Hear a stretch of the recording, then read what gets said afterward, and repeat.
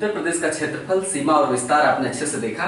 आइए हम एक बात कहना चाहूँगा कि कभी कभी जबान फिसल जाती है या कोई फैक्ट नहीं याद हो सकता है, समय पे वो जबान पे नहीं आता है, तो आप लोग तो खुद ही तेज है, देखता हूँ तुरंत बताने लगते हैं कि सही उत्तर क्या है। तो जो चीज़ें आप जानते हैं उसका जबरदस्ती मेरे मुंह से निकलवाने का आग्रह मत करिए। गलतियां हो जाती हैं, आपसे भी हो सकती हैं, मानते हैं कि नहीं, तो किसी से भी हो सकती है। कोई चीज़ जैसे जबान फिसल गई या फिर मैं वो फैक्ट नहीं दे पाया, है ना, तो आप लोग समझदार हैं, मैं जानता हूँ सारा कुछ आप जानते हैं, मैं तो सिर्फ पढ़ा भर रहा हूँ। और आप लोग वैसे भी कमेंट एक बार देख लिया करिए। कमेंट देखने से क्या होता है, अगर कहीं कुछ मेरे से कुछ गलत हो गया है तो सही चीज आपको मिल जाएगी। क्यों? क्योंकि कमेंट में काफी बुद्धिमान लोग आते हैं। आइए इसे आगे स्टार्ट करते हैं। तो उत्तर प्रदेश का भौतिक विभाजन हम पढ़ेंगे, उत्तर प्रदेश की जलवायु पढ़ेंगे आज, और उत्तर प्रदेश में वर्षा पढ़ेंगे। उत्तर प्रदेश को भौतिक रूप से 3 भागों में हम बांट सकते हैं। पहला उत्तर का भाबर और तराई का क्षेत्र, दूसरा मध्यवर्ती मैदान का क्षेत्र, तीसरा दक्षिण का पठारी भाग। उत्तर प्रदेश में 3 तरह के क्षेत्र हैं, भाबर, तराई, मैदान और दक्षिण में पठारी भाग। इसको बहुत ज्यादा सिस्टमेटिकली पढ़ने की जरूरत नहीं है, जैसे बोलता जाऊं वैसे नोट्स बना लीजिएगा, मैं वही पढ़ाऊंगा जहां से सवाल आते हैं। ठीक है, तो ये 3 तरह के क्षेत्र हैं। नंबर 1 भाबर और तराई का क्षेत्र, इसके बारे में लिखिए। उत्तर प्रदेश की जो सीमा उत्तराखंड और नेपाल से लगी हुई है, जो सीमा उत्तराखंड और नेपाल से लगी हुई है, वहां पर शिवालिक के ठीक दक्षिण में भाबर का क्षेत्र पाया जाता है। भाबर का क्षेत्र शिवालिक के दक्षिण में स्थित बड़े बड़े शिलाखंडों का क्षेत्र होता है। ठीक है, भाबर और तराई का क्षेत्र सहारनपुर से लेकर, उत्तर प्रदेश का सबसे पश्चिमी जिला सहारनपुर, सबसे उत्तर पश्चिमी जिला सहारनपुर, और सबसे उत्तर पूर्वी जिला कौन सा उत्तर प्रदेश का? महाराजगंज। तो भाबर और तराई का क्षेत्र सहारनपुर से लेकर महाराजगंज के कुशीनगर तक विस्तृत है। कुछ किलोमीटर की चौड़ाई में सहारनपुर से लेकर महाराजगंज के कुशीनगर तक। भाबर का क्षेत्र शिवालिक के दक्षिण में स्थित बड़े बड़े शिलाखंडों का क्षेत्र है, जिनमें शिवालिक से निकलने वाली नदियां विलुप्त हो जाती हैं, विलीन हो जाती हैं। क्यों? क्योंकि बड़े बड़े शिलाखंडों के बीच में गैप आ जाते हैं, नदियों का पानी उन गैप में प्रवेश कर बहने लगता है, जिसके चलते वहां पे सतह पर जल नहीं दिखाई देता। बड़े बड़े शिलाखंडों के नीचे जल प्रवेश कर जाता है, कहीं कहीं सतह पे दिख भी सकता है, लेकिन आमतौर पर शिलाखंडों के नीचे जल प्रवाहित होता है। बहुत बड़े बड़े शिलाखंड होते हैं। जब ऐसे क्षेत्रों को हम, बड़े बड़े शिलाखंडों वाले क्षेत्रों को भाबर क्षेत्र कहते हैं। भाबर क्षेत्र सहारनपुर से कुशीनगर तक है, महाराजगंज के। भाबर क्षेत्र के ठीक दक्षिण में तराई का क्षेत्र है। तराई का क्षेत्र क्या है, उसी में लिखते जाइए। जब भाबर प्रदेश से नदियां अचानक मैदान की तरफ निकलती हैं तो उनकी कोई स्पष्ट धारा नहीं रह जाती, क्योंकि भाबर क्षेत्र में विलीन होने के चलते नदियों की धारा तितर बितर हो जाती है। परिणाम स्वरूप भाबर प्रदेश से बाहर निकलते ही एक दलदली क्षेत्र का निर्माण हो जाता है नदियों द्वारा, है ना। ऐसे दलदली क्षेत्र को हम तराई क्षेत्र कहते हैं। तराई क्षेत्र भाबर के ठीक दक्षिण में सहारनपुर से लेकर महाराजगंज के कुशीनगर तक विस्तृत है। तराई का क्षेत्र अत्यधिक दलदली है, साथ ही हिमालय के सहारे उत्तर प्रदेश में वर्षा अधिक होती है। हिमालय के सहारे उत्तर प्रदेश में वर्षा सबसे ज्यादा होती है, इसके चलते भी तराई क्षेत्र अत्यधिक दलदली हो जाता है। ऐसा क्षेत्र जहरीले जीवों का क्षेत्र होता है, बड़े बड़े मच्छरों का क्षेत्र होता है, स्वास्थ्य के लिहाज से अनुकूल नहीं माना जाता है, क्योंकि बहुत अधिक वर्षा होने से आर्द्रता आ जाती है वायुमंडल में। तो जहां पे वायुमंडल बहुत आर्द्र रहता है, वैसे क्षेत्र स्वास्थ्य के लिए बहुत लाभदायक नहीं माने जाते हैं। आप अक्सर देखते होंगे कि जब बरसात आता है पूरे उत्तर भारत में, बरसात के मौसम में बीमारियों की संख्या बढ़ जाती है। क्यों? क्योंकि हवा में नमी आ जाती है। जब हवा में बहुत ज्यादा आर्द्रता आ जाती है तो बीमारियों की संख्या बढ़नी तय हो जाती है। लेकिन तराई के क्षेत्र में तो साल भर आर्द्रता होती है। क्यों? क्योंकि दलदली क्षेत्र है, तो यहाँ पे बीमारियों की संख्या अधिक होती है। यहाँ पर पानी की कमी नहीं है, नदियों के चलते दलदली क्षेत्र है, साथ ही हिमालय के सहारे तराई क्षेत्र में बरसात भी अधिक होती है। तो इस वजह से चूंकि जल की कमी नहीं है, यहाँ पर जल खपत वाले पौधों की खूब खेती होती है। उदाहरण के लिए धान और गन्ने की। उत्तर प्रदेश के तराई क्षेत्र में धान और गन्ने की खेती की जाती है। इसका अर्थ है कि उत्तर प्रदेश के जो जिले नेपाल सीमा और उत्तराखंड सीमा से सटे हुए हैं, अर्थात तराई क्षेत्र में है, वहां पर गन्ने और धान की खेती अधिक की जाती है। समझ में आ गया? ठीक है। तराई क्षेत्र के दक्षिण में गंगा यमुना का दोआब है, या तराई क्षेत्र के दक्षिण में उत्तर भारत का विशाल मैदान है। उत्तर प्रदेश का मैदान वास्तव में उत्तर भारत की विशाल मैदान का ही एक हिस्सा है, क्योंकि इसके पूर्व में बिहार का मैदान है, फिर पश्चिम बंगाल का मैदान है, इसके पश्चिम में पंजाब हरियाणा का मैदान है ना, तो उत्तर भारत के मैदान का ही एक हिस्सा है। उत्तर भारत का मैदान एकदम समतल सपाट है, या उत्तर प्रदेश कहिए इसे, उत्तर प्रदेश का मध्यवर्ती मैदान बिल्कुल समतल और सपाट है। इसे हम गंगा यमुना का दोआब भी कहते हैं। उत्तर प्रदेश के मैदान का निर्माण हिमालय से निकलने वाली नदियों ने मिट्टी बिछाकर किया है। हिमालय से निकलने वाली नदियों ने बड़ी मात्रा में, प्राचीन काल से अब तक बड़ी मात्रा में मिट्टी का या गाद, मिट्टी जो होती है ना, जो पहले तो हम बता दें कि गाद क्या होता है। आप नदी में जाएंगे तो आप देखते हैं नदियां बालू बहाती रहती हैं, उनका पानी मटमैला होता है। मटमैला मतलब उनमें मिट्टी होती है नदियों में, तो नदियां मिट्टी बहाती हुई चलती हैं, पहाड़ों से काट कर लाती हैं, और जब मैदानी क्षेत्रों में आती हैं तो नदियों की परिवहन क्षमता कम हो जाती है, क्योंकि बहाव कम होता है, तो परिवहन क्षमता कम होने के चलते नदी अपने भार का पूरा ढो नहीं पाती है, तो जो बालू और मिट्टी होता है बिछाती चली जाती है, छोड़ देती है वहीं पे, है ना। तो इस उत्तर भारत में जो पूरी मिट्टी भरी हुई है, ये मिट्टी कहाँ से आई है? हिमालय से निकलने वाली नदियों और प्रायद्वीपीय भारत के पठार से, जैसे चंबल, बेतवा, केनसो। हिमालय से निकलने वाली नदियों और प्रायद्वीपीय भारत के पठार से उत्तर की ओर बहने वाली नदियों ने बड़ी मात्रा में गाद अथवा कौप मिट्टी भी कहते हैं। इस मिट्टी, जो नदियां मिट्टी बहाती है उसे हम क्या कहते हैं? गाद, गाद या कौप मिट्टी। जो नदियां जो मिट्टी बहाती है उसे हम कौप मिट्टी भी कहते हैं, ठीक है। और जो मिट्टी बिछा दी जाती है तो उसे हम क्या कहते हैं? जलोढ़। जब नदियों द्वारा मिट्टी छोड़ दी जाती है और सतह का निर्माण हो जाता है, मिट्टी का निर्माण हो जाता है, तो उसे हम क्या कहते हैं? जलोढ़, है ना। तो उत्तर प्रदेश के मैदानी क्षेत्र का निर्माण हिमालय और प्रायद्वीपीय पठार से निकलने वाली नदियों ने बड़ी मात्रा में कौप मिट्टी अथवा गाद बिछाकर किया है। समझ गए आप? इस क्षेत्र में गाद का निर्माण या कौप मिट्टी का निर्माण नदियों द्वारा प्लीस्टोसीन काल से किया जा रहा है। किस काल से? प्लीस्टोसीन काल के बाद उत्तर भारत के मैदान का निर्माण प्रारंभ हुआ था, जिसके अंतर्गत नदियों ने पहाड़ी क्षेत्र को काटकर इस पूरे क्षेत्र में कौप मिट्टी बिछा दी। ये घटना कब की है? प्लीस्टोसीन काल के बाद से अब तक ये घटना लगातार चल रही, रुकी नहीं है। अभी भी तो जब तक नदियां बहेंगी वो पर्वतीय क्षेत्रों से मिट्टी काट कर लाएंगी, और अभी भी ला रही है ना। तो हिमालय और प्रायद्वीपीय भारत के पठार से निकलने वाली नदियों ने बड़ी मात्रा में कौप मिट्टी बिछाकर उत्तर प्रदेश के या समग्र उत्तर भारत के मैदान का निर्माण किया है ना। ये कार्य प्लीस्टोसीन काल से लेके अब तक अनवरत जारी है। तो मिट्टी से भरा होने के कारण ये पूरा क्षेत्र समतल होता है। उत्तर प्रदेश के या समग्र उत्तर भारत के मैदान का जो ढाल है, ढाल किधर है? उत्तर पश्चिम से लेकर दक्षिण पूर्व की ओर है। उत्तर प्रदेश के मैदान का ढाल, आपसे ये सवाल पूछा जा चुका है, इसको हल्के मत लीजिएगा कुछ भी। उत्तर प्रदेश के मैदान का ढाल उत्तर पश्चिम से लेकर दक्षिण पूर्व की ओर है, जैसा कि नदियों से भी पता चलता है। ये नीले कलर की रेखा आप देख रहे हैं, ये यमुना है ना। ये नीले कलर की जो रेखा मैंने बनाई, यमुना नदी बनाई है। तो जैसा कि नदियों के प्रवाह दिशा से भी पता चलता है कि इस मैदान का ढाल उत्तर पश्चिम से दक्षिण पूर्व की ओर है। ओके, हाँ, इस मैदान की पश्चिमी सीमा यमुना नदी द्वारा निर्धारित की जाती है। मैं उत्तर प्रदेश की बात कर रहा हूँ। उत्तर प्रदेश के मैदानी क्षेत्र की पश्चिमी सीमा यमुना नदी द्वारा निर्धारित की जाती है। यमुना नदी उत्तर प्रदेश और हरियाणा की सीमा पर बहती है, और उत्तर प्रदेश के मैदान की पूर्वी सीमा गंडक नदी द्वारा निर्धारित की जाती है। गंडक नदी नेपाल से निकलती है और बिहार यूपी की सीमा पर बहती है, ठीक है। यूपी हरियाणा की सीमा पर यमुना नदी, बिहार और यूपी की सीमा पर गंडक नदी बहती है ना। तो इस मैदान की पूर्वी सीमा गंडक नदी द्वारा निर्धारित की जाती है, और उसका ढाल मैंने बता ही दिया। नेक्स्ट, दक्षिण का पठारी क्षेत्र।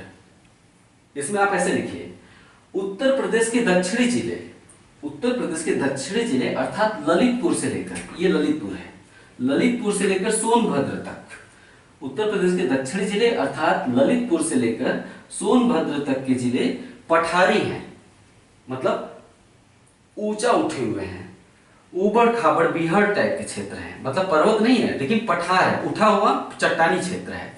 तो ये दक्षिणी जिले पठारी हैं अर्थात चट्टानी हैं। वास्तव में उत्तर प्रदेश का जो दक्षिणी जिले जो पठारी हैं, ये प्रायद्वीपीय भारत के पठार का ही उत्तरी विस्तार है। भाई पूरा का पूरा प्रायद्वीपीय भारत का पठार कैसा है? ऐसा ही तो है प्रायद्वीपीय भारत का पठार। तो वास्तव में ये वाला जो हिस्सा है ये उत्तर प्रदेश का है। आप समझ सकते हैं, समझ रहे हैं? मतलब यहां तक चलाया है तो उत्तर प्रदेश का जो दक्षिणी वाला हिस्सा है ये पठारी हो गया है ना? तो वास्तव में दक्षिणी उत्तर प्रदेश या उत्तर प्रदेश के दक्षिणी जिले जो कि पठारी है, प्रायद्वीपीय भारत के पठार का ही उत्तरी विस्तार है ये पठारी क्षेत्र। ठीक है, इसे हम बुंदेलखंड का पठार भी कहते हैं। प्रायद्वीपीय भारत का पठार का जो उत्तरी विस्तार है इसे हम बुंदेलखंड का पठार भी कहते हैं। बुंदेलखंड के पठार का ज्यादातर भाग मध्य प्रदेश में विस्तृत है, लेकिन जो हिस्सा उत्तर प्रदेश में आता है उसे भी हम बुंदेलखंड का पठारी क्षेत्र ही कहते हैं। हाँ, विंध्य पर्वत का जो पूर्वी विस्तार है किस नाम से जानते हैं उसे? विंध्य पर्वत का पूर्वी विस्तार किस नाम से जानते हैं? कैमूर। विंध्य को सबसे पूर्वी क्षेत्र में क्या कहते हैं? यहाँ कैमूर श्रेणी कहते हैं ना। तो विंध्य पर्वत की सबसे पूर्वी श्रेणी जिसे हम कैमूर पर्वत कहते हैं, कैमूर पर्वत पूरे मध्य प्रदेश को पार करते हुए सोनभद्र तक चलाता है। ठीक है, कैमूर पर्वत का विस्तार मध्य प्रदेश को पार करते हुए सोनभद्र तक है ना? ठीक है, नेक्स्ट। अब आइए हम जलवायु पढ़ते हैं। जलवायु क्या पढ़ा जाएगा? 1 मिनट।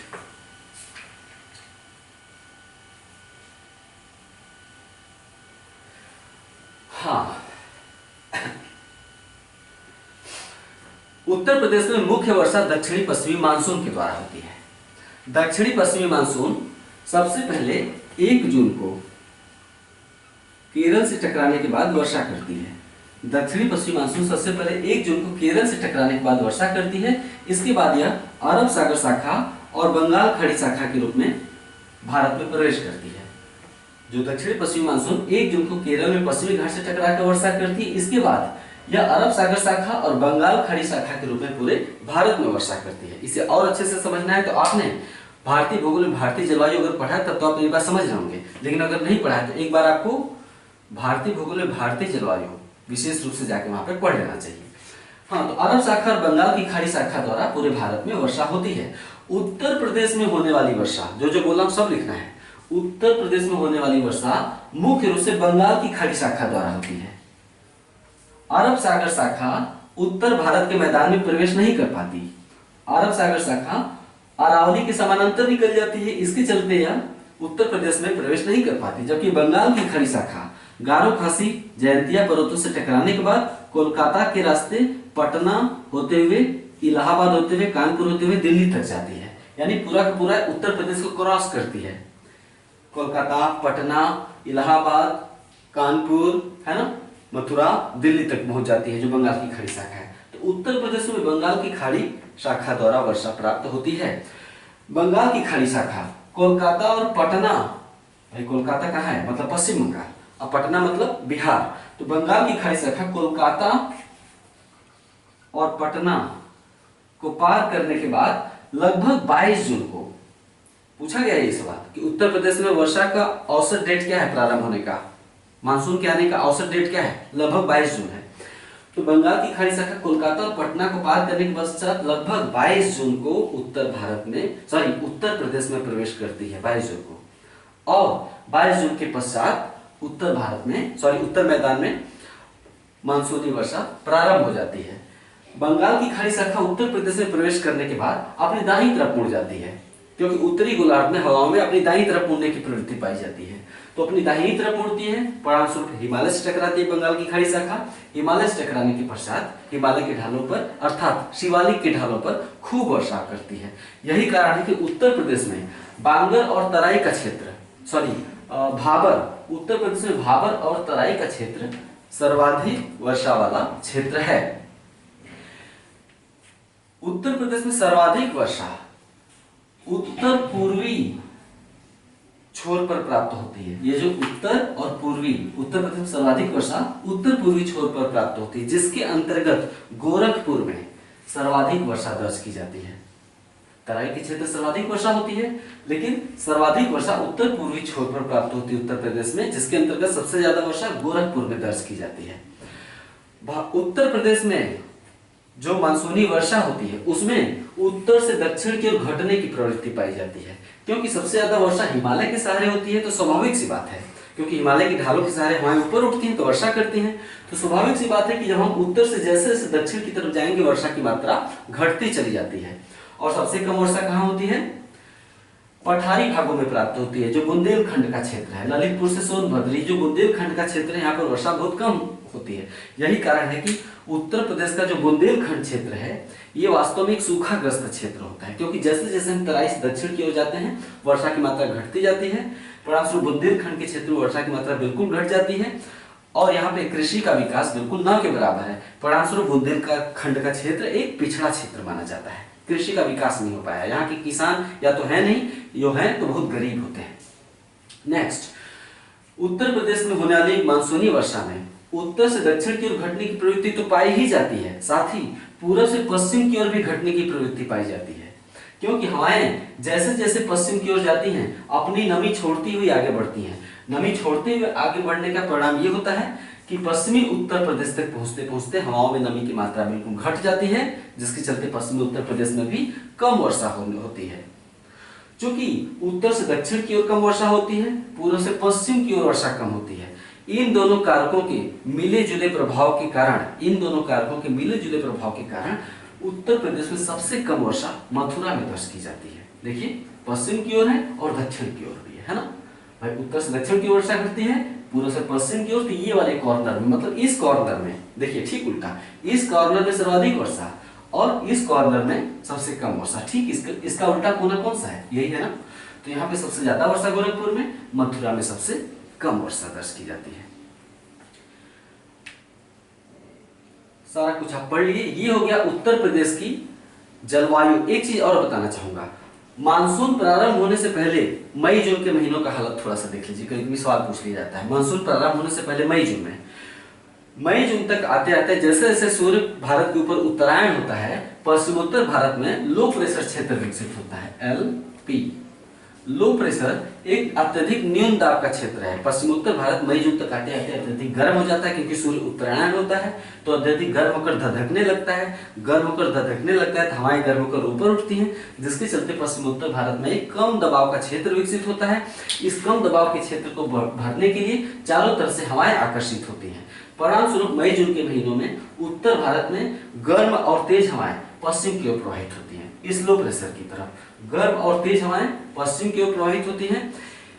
ये हवाएं अत्यधिक गर्म होने के साथ साथ अत्यधिक शुष्क होती हैं। क्यों?